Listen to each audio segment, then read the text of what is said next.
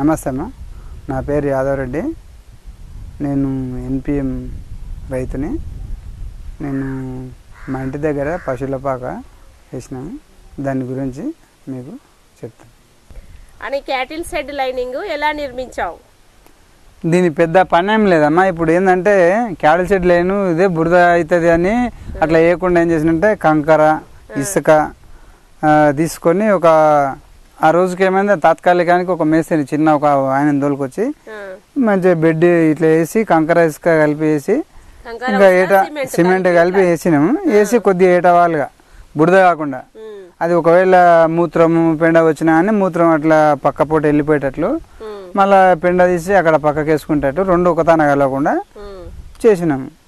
ఇంకా మళ్ళా పశువులు ఉడక శుభ్రంగా ఉంటాయి ఇట్లా వేస్తే, అందుకంతా చేసినాము. వేరే వాళ్ళు ఊర్లో కట్టేస్తారు కానీ అవి బురదలు అవి రుద్దుకొని అవి వాళ్ళు రోజు కడగాలనకుండా ఇవి ఒక రోజుకు 2 రోజులు కొన్నాడు కడిగినా అని శుభ్రంగా ఉంటాయి. ఇది కింద బెడ్ చేసినాం కదమ్మా. అయినా పైన ఎట్లా అంటే కర్రలు వేట వాళ్ళ వేసి ఈ చొప్ప కంది పొరక వేసి వర్షపు నీళ్ళు కిందికి పెట్టేటట్లు వేసి బర్రెలకు అట్లే వాన పడదు కదా, వాతావరణం చల్లగా ఉంటుందని పొరక అది వేసినాం. వర్షం ఎండ కొట్టకుండా వాతావరణం కూడా జర చల్లగా ఉంటుంది పశువులకు, అందుకని ఇట్లా ఈ రకంగా చేసినాం. ఇది మేత ఉడక అట్లే వేసినాక ఏమైందంటే ఇది ఇట్లా గాడి ఎందుకు చేసినామంటే పశువులకు దాంట్లో వేసి మనం ఎక్కడన్నా వేరే చేను కానీ ఎక్కడన్నా వెళ్ళినా అని అవి దాంట్లో ఉన్న మేత తింటాయి, శుభ్రంగా ఉంటాయి. గడ్డలు వేస్తాయి. ఒక సమయానికి మనం లేకున్నా ఎక్కువ వేసిపోయినా మంచిగా అడ్జస్ట్ అవుతుంది.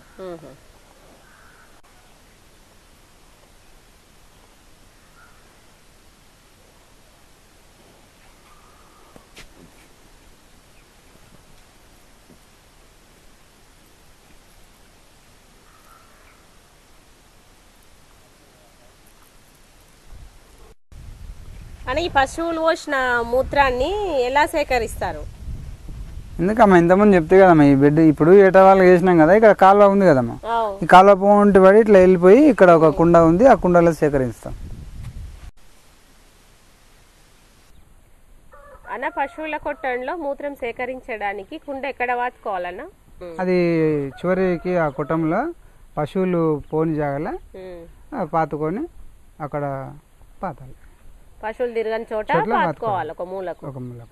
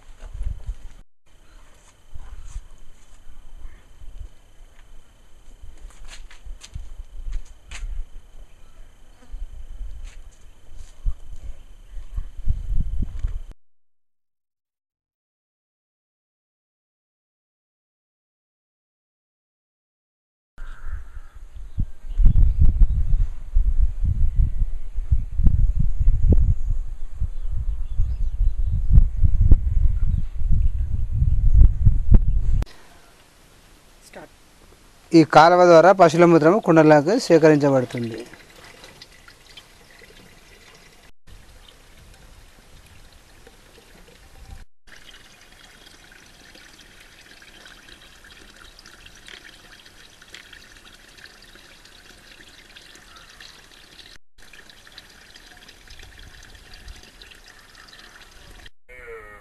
అని పశువుల మూత్రం కుండలో పట్టినావు కదా, ఆ పట్టిన మూత్రాన్ని ఏం చేస్తారన్నా? విత్తన శుద్ధి చేసుకోనికి ఉపయోగపడుతుంది. అట్లే ద్రవజీవామృతం ఘనజీవామృతం చేసుకోవచ్చు. ఇంకా అది కాకుండా మళ్ళీ ఏం చేస్తా అంటే కొన్ని కషాయాలకు పనికొస్తుంది.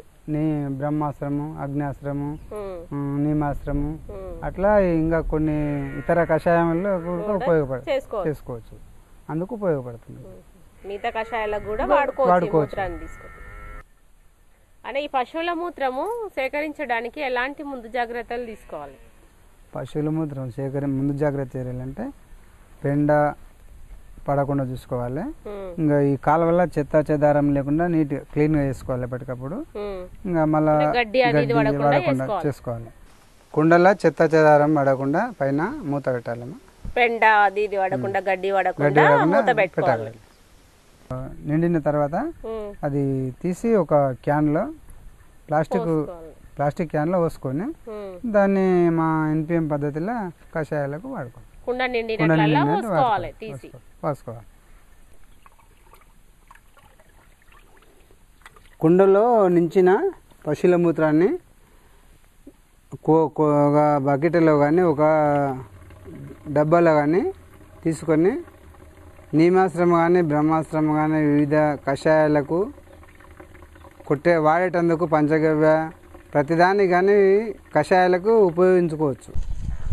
ఈ రకంగా కుండలో నిండిన మూత్రాన్ని మనం తగినంత వరకు తీసుకొని చెత్త చెదారం పడకుండా మళ్ళీ మంచిగా దట్టంగా కానీ ఒక బట్ట లేకుండా కానీ ఇట్లే మూత మంచిగా గట్టి మూసుకొని వాళ్ళేనమ్మా జాగ్రత్తగా ఉంటుంది. పశువుల మూత్ర సేకరణ గురించి మాకు తెలియజేసినందుకు ధన్యవాదాలన్నా. మంచిదమ్మా, ధన్యవాదాలు.